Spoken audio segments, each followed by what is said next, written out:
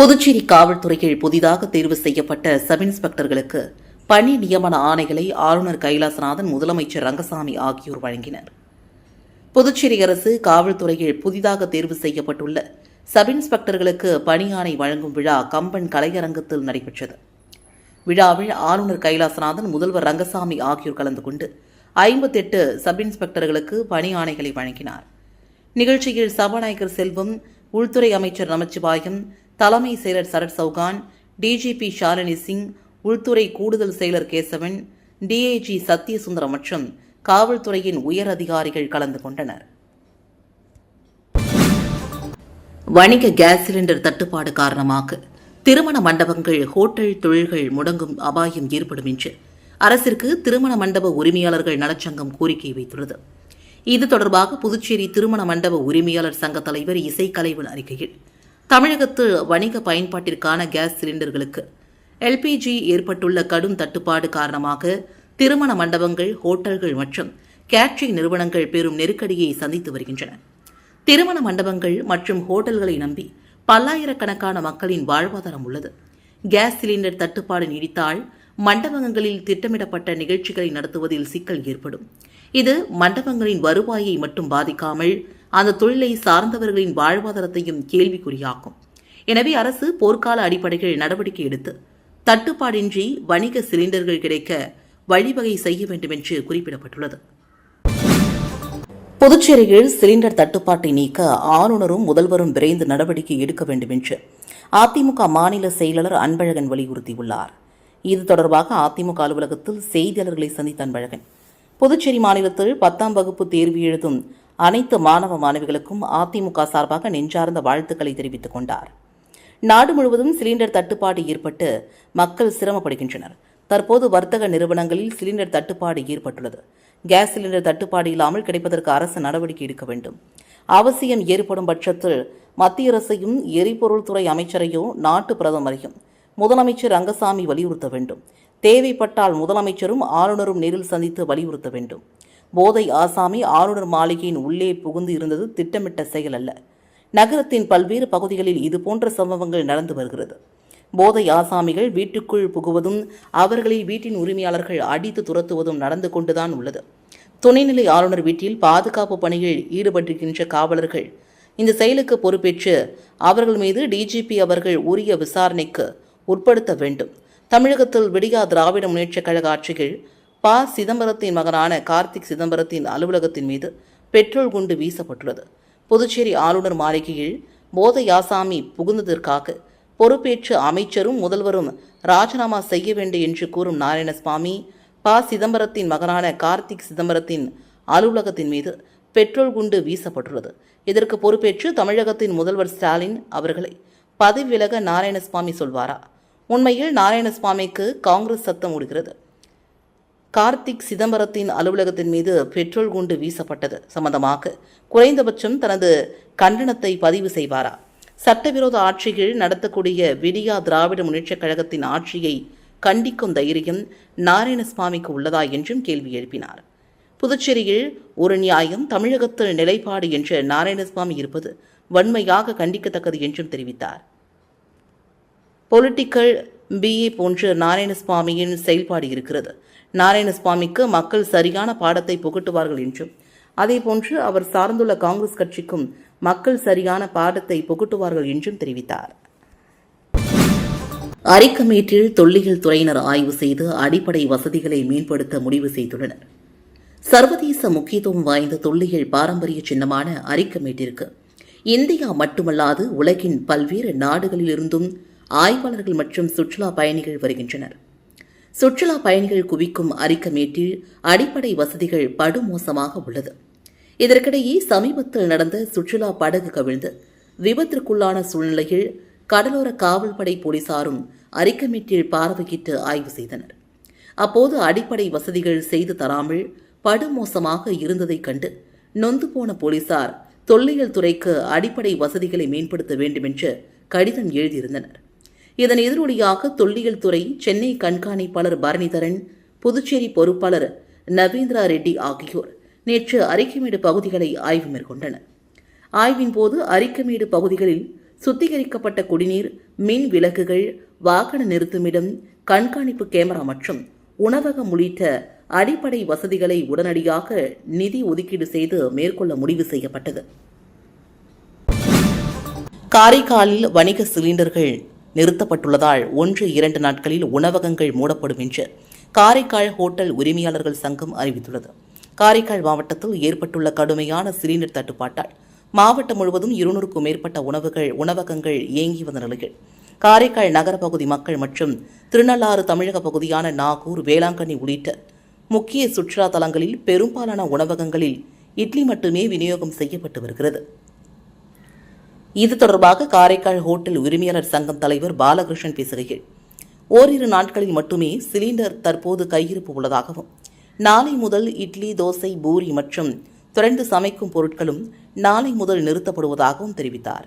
ஒரே நேரத்தில் சமைக்கும் தயிர் சாதம், லெமன் சாதம், ஃப்ரைட் ரைஸ் உள்ளிட்டவைகள் மட்டும் நாளை முதல் விநியோகிக்கப்படும் என்றும், இதேபோல டீ கடைகள் நாளை முதல் மூட உள்ளதாகவும் தெரிவித்துள்ளனர்.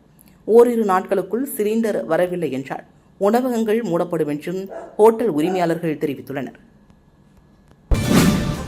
புதுச்சேரியில் வருமான வரித்துறையின் புதிய அலுவலகத்தை சென்னை வருமான வரித்துறையின் முதன்மை தலைமை ஆணையர் சுதாகர ராவ் திறந்து வைத்தார். புதுச்சேரி ரங்கப்பிள்ளை வீதியில் உள்ள BSNL கட்டிடத்தில் வருமான வரித்துறையின் புதிய அலுவலகம் அமைக்கப்பட்டு திறப்பு விழா நடைபெற்றது. புதிய அலுவலகத்தை சென்னை வருமான வரித்துறையின் முதன்மை தலைமை ஆணையர் சுதாகர் ராவ் திறந்து வைத்தார். நிகழ்ச்சியில் வருமான வரித்துறையின் மூத்த அதிகாரிகள் பத்மாஜா, ஜாகிர் உசேன், ஜக்தீஷ் சந்தரகர், சென்னை கூடுதல் வருமான வரி ஆணையர் வீரமணி, புதுச்சேரி கூட்டு வருமான வரி ஆணையர் அன்பழகன் ஆகியோர் கலந்து கொண்டனர். நிகழ்ச்சியில் முதன்மை தலைமை ஆணையர் சுதாகர ராவ் பேசுகையில், 2022ஆம் ஆண்டு வருமான வரித்துறைக்கு ஒப்படைக்கப்பட்ட இந்த கட்டிடத்தை புதுப்பிக்க ஒத்துழைப்பு வழங்கிய BSNL அதிகாரிகளுக்கு நன்றி. வருகின்ற 1ஆம் தேதி அமலுக்கு வரும் புதிய வருமான வரி சட்டம் 2025 6 சதாப்தங்களாக நடைமுறையில் உள்ள வருமான வரி சட்டம் 1961க்கு மாற்றாக அமலுக்கு வரும். இந்த புதிய சட்டம் காலாவதியான பிரிவுகளை நீக்கி சட்டத்தை சுருக்கமாக மறுசீரமைத்து எளிய மற்றும் தெளிவான மொழிகள் வடிவமைப்பதன் மூலமாக வரி அமைப்பை எளிமைப்படுத்தும் என்றார். ராஜ்பவன் தொகுதிக்குட்பட்ட சங்கரதாஸ் வீதியில் பாதாள சாக்கடை அமைப்பதற்காக தோண்டப்பட்ட பள்ளங்களை உடனடியாக சரி செய்து சாலையை சீரமைக்காவிட்டால் மக்களை திரட்டி போராட்டத்தில் ஈடுபடுவோம் என்று தாவேகா மாநில நிர்வாகியும் முன்னாள் IGயுமான சந்திரன் எச்சரிக்கை விடுத்துள்ளார். புதுச்சேரி பொதுப்பணித்துறை அமைச்சரின் தொகுதியான ராஜ்பவன் தொகுதியில் சங்கரதாஸ் வீதி உள்ளது. இங்கு கடந்த 6 மாதங்களுக்கு முன்பு பாதாள சாக்கடை பணிக்காக சாலை முழுவதும் பள்ளங்கள் தோண்டப்பட்டது. இதுவரை பணிகள் முடிக்காமலும் பள்ளங்களை மூடாததாலும் அடிக்கடி விபத்து ஏற்படுகிறது. இது தொடர்பாக அப்பகுதி மக்கள் பலமுறை புகார் அளித்தும் எவ்வித நடவடிக்கையும் எடுக்கவில்லை என்றும் கூறப்படுகிறது. இந்நிலையில் தமிழக வெற்றிக் கழகத்தின் மாநில நிர்வாகியும் முன்னாள் IGயுமான சந்திரன் தமிழக வெற்றிக் கழகத்தின் நிர்வாகிகளோடு சம்பந்தப்பட்ட இடத்தை பார்வையிட்டு ஆய்வு மேற்கொண்டார். அப்போது கடந்த 6 மாதமாக சைக்கிளில் கூட செல்ல முடியவில்லை என்று அப்பகுதி மக்கள் அவரிடம் முறையிட்டனர். இது தொடர்பாக செய்தியாளர்களிடம் பேசிய அவர், பொதுப்பணித்துறை அமைச்சர் லட்சுமி நாராயணன் தொகுதியில் பொதுப்பணித்துறை மூலமாக நடைபெறும் கடந்த 6 மாதமாக மந்தமாக நடைபெற்று வருகிறது என்றும், மக்கள் மேல் அக்கறை இல்லாமல் அமைச்சர் செயல்படுவதாக குற்றம் சாட்டினார். உடனடியாக பணிகளை முடித்து பள்ளங்களை மூடி சாலையை சீரமைக்காவிட்டால் தமிழக வெற்றிக் கழகம் சார்பில் மக்களை திரட்டு போராட்டத்தில் ஈடுபடுவோம் என்றும் அரசிற்கு எச்சரிக்கை விடுத்தார். இந்த ஆய்வின் போது ராஜ்பவன் தொகுதி தமிழக வெற்றிக் கழக நிர்வாகிகள் உடனிருந்தனர். வரும் காலத்தில் சோடியம் பேட்டரி தொழில்நுட்பம் மிகப்பெரிய மாற்றத்தை ஏற்படுத்தும் என்று ஜோஹோ நிறுவன தலைவர் ஸ்ரீதர் வேம்பு தெரிவித்தார். புதுச்சேரி மத்திய பல்கலைக்கழகம் மற்றும் ஜோஹோ நிறுவனம் இடையே புதிய கண்டுபிடிப்புகள் மற்றும் தொழில்நுட்ப பகிர்விற்கான புரிந்துணர்வு ஒப்பந்தம் கையெழுத்தானது. இதில் சிறப்பு விருந்தினராக பங்கேற்று பேசிய ஸ்ரீதர் வேம்பு, தற்போது IT துறையிலிருந்து மெட்டீரியல் சயின்ஸ் மற்றும் நானோ டெக்னாலஜி போன்ற உற்பத்தி துறையை நோக்கி பெரிய மாற்றம் நடந்து வருகிறது. இதற்கு இந்த ஒப்பந்தம் ஒரு அடித்தளமாக அமையும். அடுத்த 2-3 ஆண்டுகளில் விஞ்ஞானிகள் மற்றும் தொழில்நுட்ப வல்லுநர்களை கொண்டு பல்கலைக்கழகத்துடன் இணைந்து புதிய கண்டுபிடிப்புகள் மேற்கொள்ளப்படும் என்றார். புதிய தொழில்நுட்பத்தை கற்றுக்கொண்டால் புதிய வாய்ப்புகள் தேடி வரும்.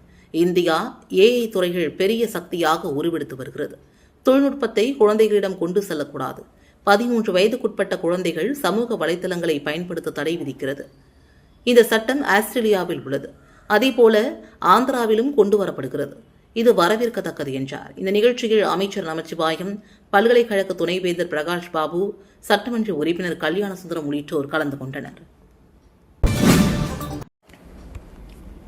புதுச்சேரி அரசு குடிசை மாற்று வாரியம் மூலமாக அரியங்குப்பம் தொகுதிக்குட்பட்ட 67 பயனாளிகளுக்கு வீடு கட்டுவதற்கான அரசாணை தொகுதியின் சட்டமன்ற உறுப்பினர் பாஸ்கர் என்கின்ற தக்ஷாமூர்த்தி தலைமையில் வழங்கப்பட்டது. அரியங்குப்பம் காமராஜர் திருமண மண்டபத்தில் புதுச்சேரி அரசு குடிசை மாற்று வாரியத்தின் மூலமாக வீடு கட்டும் திட்டத்தின் கீழ் பயனாளிகளுக்கு தவணைத் தொகை பெறுவதற்கான அரசாணை வழங்கும் நிகழ்ச்சி நடைபெற்றது. இதில் தொகுதியின் சட்டமன்ற உறுப்பினர் பாஸ்கர் என்கின்ற தக்ஷாமூர்த்தி கலந்து கொண்டு அரியங்குப்பம் தொகுதியை சார்ந்த 67 பயனாளிகளுக்கு ரூபாய் 1 லட்சம் வீதம் 67 லட்சத்திற்கான ஆணையினை வழங்கினார். இந்த நிகழ்ச்சியில் உதவி பொறியாளர் அனில்குமார், இளைநிலை பொறியாளர் தனஞ்செழியன், பணியாளர் சிவபிரகாசம் மற்றும் என்ஆர் காங்கிரஸ் மற்றும் தேசிய ஜனநாயக கூட்டணி கட்சி நிர்வாகிகள், ஊர் பொதுமக்கள் பலரும் கலந்து கொண்டனர்.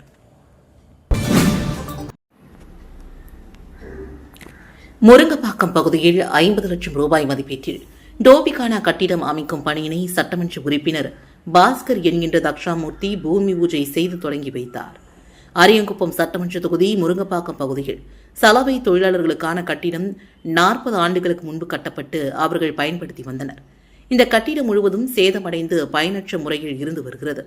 இதனை சரி செய்து புதிய கட்டிடம் அமைத்து தர வேண்டும் என்று அப்பகுதியை சார்ந்த சலவை தொழிலாளர்கள் சட்டமன்ற உறுப்பினரிடம் கோரிக்கை வைத்தனர். அவர்களின் நீண்ட நாள் கோரிக்கைக்கு இணை செயல்படுத்தும் விதமாக சட்டமன்ற உறுப்பினர் பாஸ்கர் என்கின்ற தக்ஷாமூர்த்தியின் தீவிர முயற்சியால் சட்டமன்ற உறுப்பினர் தொகுதி மேம்பாட்டு நிதியிலிருந்து புதுச்சேரி நகராட்சி மூலமாக 50 லட்சம் ரூபாய் மதிப்பீட்டில் புதிய கட்டிடம் அமைக்க அரசாணை பெறப்பட்டு இப்பணிக்கான பூமி பூஜையினை சட்டமன்ற உறுப்பினர் பாஸ்கர் என்கின்ற தக்ஷாமூர்த்தி தலைமையில் மாலை நடைபெற்றது. இந்த நிகழ்ச்சியில் புதுச்சேரி நகராட்சி ஆணையர் பாஸ்கர், உதவி பொறியாளர் வெங்கடாச்சலபதி, இளைநிலை பொறியாளர் ஞானசேகரன் மற்றும் என்ஆர் காங்கிரஸ் கட்சியின் நிர்வாகிகள், பொதுமக்கள் பலரும் நிகழ்ச்சியில் உடனிருந்தனர். புதுச்சேரி கிராம வங்கியில் சர்வதேச மகளிர் தின விழா வெகு விமர்சையாக கொண்டாடப்பட்டது. புதுவை சாரத்தை தலைமையிடமாக கொண்டு இயங்கி வரும் புதுச்சேரி கிராம வங்கியில் சர்வதேச மகளிர் தின விழா கொண்டாட்டம் வெகு விமர்சையாக நடைபெற்றது. இதில் சிறப்பு விருந்தினராக IPS அதிகாரி ஸ்ருதி கலந்து கொண்டு விழாவில் பங்கேற்ற அனைத்து மகளிர் வங்கி ஊழியர்களையும் ஊக்குவித்து பேசினார். மேலும் தனது வாழ்த்துறையில் உண்மை நிகழ்வுகளை மேற்கோள் காட்டி அனைவரையும் உற்சாகப்படுத்தினார். விழாவில் கலந்து கொண்ட பலரும் பெண்களின் இன்றைய நிலை குறித்து பேசியும் பாட்டு பாடியும் விழாவிற்கு மேலும் சிறப்பு சேர்த்தனர். கோலப்போட்டி, தீயில்லாத சமையல், பேச்சு போட்டி ஆகிய போட்டியில் கலந்து கொண்டு வெற்றி பெற்றவர்களுக்கு சிறப்பு பரிசுகளை வழங்கினர். விழாவில் வங்கியின் தலைவர் ரத்னவேல், பொது மேலாளர் கணபதி ஆகியோர் கலந்து கொண்டு மகளிர் ஊழியர்களை பாராட்டி பேசினர். எம்ஜிஆர் தொப்பியுடன் கூடிய முதல்வர் ரங்கசாமி படத்துடன் அவருக்கு ஆஷா பணியாளர்கள் நன்றி தெரிவித்தனர். புதுச்சேரி அரசின் சுகாதாரத்துறையின் கீழ் 350 ஆஷா பணியாளர்கள் பணியாற்றி வருகின்றனர். இவர்களுக்கு மாத சம்பளமாக 1850 ரூபாய் முதலில் வழங்கப்பட்டது. பின் அது 3000, 8000 என படிப்படியாக உயர்ந்து தற்போது 10,000 ரூபாய் வழங்கப்படுகிறது. இதனை உயர்த்திடக் கோரி ஆஷா பணியாளர்கள் பல கட்ட போராட்டங்களை நடத்தி வந்தனர். இந்நிலையில் அவர்களுக்கான சம்பளத்தை 18,000 உயர்த்தி முதல்வர் ரங்கசாமி உத்தரவிட்டார். இதற்கு நன்றி தெரிவிக்கும் வகையில் எம்ஜிஆர் தொப்பி போட்ட முதல்வர் ரங்கசாமி படத்துடன் சட்டசபை எதிரே ஆஷா பணியாளர்கள் கூடி முதல்வர் வாழ்க என கோஷமிட்டனர். தமிழகத்தில் ஏழை எளிய மக்களின் கஷ்டங்களை உணர்ந்து எம்ஜிஆர் செயல்பட்டது போல முதல்வர் செயல்படுவதாக ஆஷா பணியாளர்கள் தெரிவித்தனர்.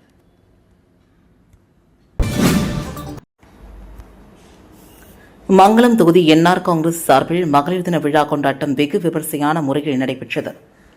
மங்களம் தொகுதி என்ஆர் காங்கிரஸ் மற்றும் காமாட்சி அம்மாள் அறக்கட்டளை சார்பில் உலக மகளிர் தின விழா கொண்டாடப்பட்டது. விழாவிற்கு காமாட்சி அம்மாள் அறக்கட்டளை நிறுவன தலைவர் மோகித் ரவிக்குமார் தலைமை தாங்கினார்.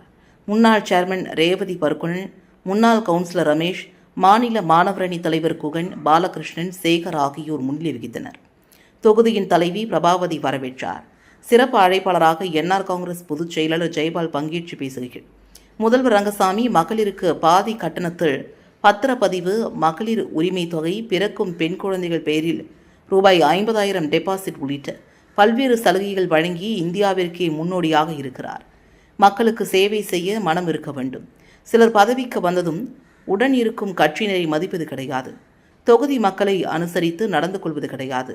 கட்சியை மதிப்பதே கிடையாது. குறைந்தபட்சம் ஒரு 10 பேருக்காவது நல்லது செய்ய வேண்டும். அப்போதுதான் வளர முடியும். ரவிக்குமாருக்கு சேவை மனதுடன் பணிவு, அடக்கம் மற்றும் அன்பு நிறைந்துள்ளதால் அவருடைய லட்சியம் நிச்சயம் நிறைவேறும். இவ்வாறாக அவர் பேசினார். முன்னாள் சேர்மன் பாலமுருகன், வட்டார மக்கள் இயக்க முரளிதரன் ஆகியோர் வாழ்த்துரை வழங்கினர். விழாவில் சிவக்குமார், தங்கராசு, ஹரிகிருஷ்ணன், மோகன்தாஸ், நடராஜன், இளங்கோ, பாபு உள்ளிட்ட பலரும் பங்கேற்றனர்.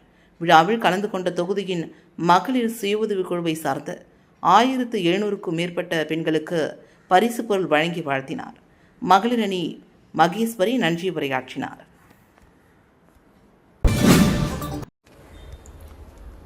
புதுச்சேரி திலாசுப்பேட்டை நடுநிலைப் பள்ளியில் முன்னாள் மாணவ மாணவிகள் சந்திப்பு நிகழ்ச்சிகள். 50 ஆண்டுகளுக்கு பிறகு தன்னுடன் படித்த நண்பர்களை பார்த்த மகிழ்ச்சிகள் ஒருவருக்கொருவர் கைகுலுக்கி பழைய நினைவுகளை பகிர்ந்து கொண்டனர். புதுச்சேரி திலாசுப்பேட்டை நடுநிலைப் பள்ளியில் 50 ஆண்டுகளுக்கு முன்பு படித்த மாணவ மாணவிகள் அரசியல், வணிக மற்றும் உயர்ந்த அரசு பதவிகளில் பணிபுரிந்து வருகின்றனர். அரசியல் கட்சியினர், தொழிலதிபர்கள் முதல் அரசின் உயர்ந்த அதிகாரிகள் முதல் பலரை உருவாக்கிய சிறப்பு வாய்ந்த இந்த பள்ளியில் படித்த முன்னாள் மாணவர்கள் சந்திப்பு நிகழ்ச்சி அண்ணா சாலையில் ஒரு தனியார் உணவகத்தில் நடைபெற்றது. இதில் முன்னாள் மாணவ மாணவிகள் 100க்கும் மேற்பட்டோர் கலந்து கொண்டனர். தொடர்ந்து முன்னாள் மாணவர்கள் 50 ஆண்டுகளுக்கு பின்னர் தனது நண்பர்களை பார்த்து மகிழ்ச்சியில் பழைய நினைவுகளை நினைவு கூர்ந்து ஒருவருக்கொருவர் கைகுலுக்கி செல்ஃபி எடுத்து மகிழ்ந்தனர். மேலும் பல்வேறு விளையாட்டுப் போட்டிகள் நடத்தப்பட்டு பரிசுகளும் வழங்கப்பட்டன. மேலும் பழைய நினைவுகளை ஒருவருக்கொருவர் பகிர்ந்து கொண்ட முன்னாள் மாணவர்கள் ஒன்றாக அமர்ந்து இரவு விருந்தையும் ஒன்று கூடி சாப்பிட்டு மகிழ்ந்தனர். இந்த நிகழ்ச்சிக்கான ஏற்பாடுகளை தொழிலதிபர் கிருஷ்ணமூர்த்தி, பழனி, பொன்னப்பன், சக்திவேல், செல்வராஜ், செல்வம் மற்றும் விழா குழுவினர் சிறப்பாக செய்திருந்தனர். வில்லியனூர் தொகுதியில் புதியதாக பொறுப்பேற்றுள்ள இளைஞரணி அமைப்பாளர் மற்றும் இளைஞரணி துணை அமைப்பாளர்களுக்கு புதுச்சேரி மாநில திமுக அமைப்பாளரும் வில்லியனூர் தொகுதியின் சட்டமன்ற உறுப்பினருமான சிவா புதிதாக பொறுப்பேற்றுள்ள இளைஞர்களுக்கு சால்வை அணிவித்து வாழ்த்து தெரிவித்தார். புதுச்சேரி மாநிலத்தில் திராவிட முன்னேற்றக் கழகத்தை வலுப்படுத்துவதற்காக இளைஞர்களுக்கு முக்கியத்துவம் கொடுக்கும் விதமாக புதிய இளைஞர்களை அக்கட்சியில் இணைத்து அவர்களுக்கு புதிய பொறுப்புகளை தொகுதி வாரியாக திராவிட முன்னேற்றக் கழகத்தின் இளைஞரணி செயலாளரும் தமிழகத்தின் துணை முதலமைச்சருமான உதயநிதி ஸ்டாலின் அறிவிப்பின்படி திமுக மாநில அமைப்பாளரும் சட்டப்பேரவையின் எதிர்க்கட்சித் தலைவரும் வில்லியனூர் தொகுதியின் சட்டமன்ற உறுப்பினருமான சிவா பரிந்துரையின் அடிப்படையில் வில்லியனூர் தொகுதியின் இளைஞரணி அமைப்பாளராக சபரிநாதன், துணை அமைப்பாளராக ரகுநாதன், ஷர்மா, சிலம்பரசன், மணிகண்டன், அன்பரசன், சூர்யா ஆகியோர் புதியதாக பொறுப்பேற்றுள்ள சட்டமன்ற உறுப்பினர் சிவா அவர்கள் சால்வை அணிவித்து வாழ்த்து தெரிவித்தார். வில்லியனூர் சட்டமன்ற உறுப்பினர் அலுவலகத்தில் நடைபெற்ற நிகழ்ச்சியில் தொகுதியின் செயலாளர் மணிகண்டன் உட்பட தொகுதியின் திமுக நிர்வாகிகள் மற்றும் தொண்டர்கள் பலரும் கலந்து கொண்டு இளைஞரணி அமைப்பாளர் மற்றும் துணை அமைப்பாளர்களுக்கு சால்வை அணிவித்து வாழ்த்து தெரிவித்தனர்.